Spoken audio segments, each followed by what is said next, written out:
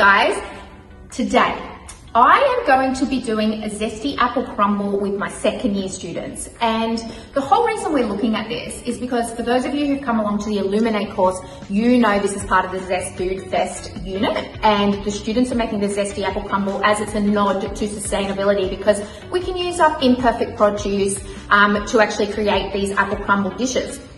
But the reason I'm doing it with my second years today is because we're going to look at it through the inclusivity lens. So I'm teaching them about differentiation, and we're going to have a look at it from the perspective of the SSC approach. SSC stands for support, stretch, and challenge. And anybody who's been to my courses know how much I love a brain stretch. But in this scenario, the S always stands for support, okay? In this case, we're looking at how can I support the students who've never cooked before? Because today, some of the students who are coming in haven't cooked in a commercial kitchen before. So what I'm going to do is, I'm going to encourage them with visual and verbal instructions. I'm going to do a demonstration of steps. I have scaffolded steps that are read to students if required, and we're going to do a flexible grouping collaborative approach.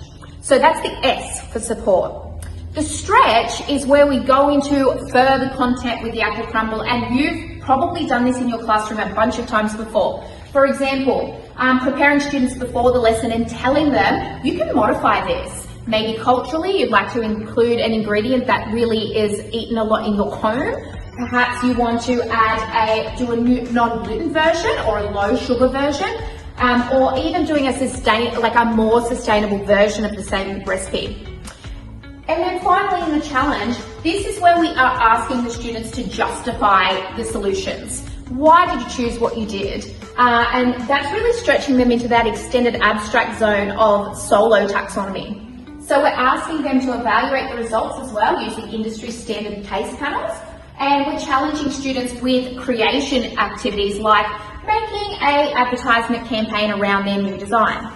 So I just thought I'd share that with you today. You might as well come along while I prep for this.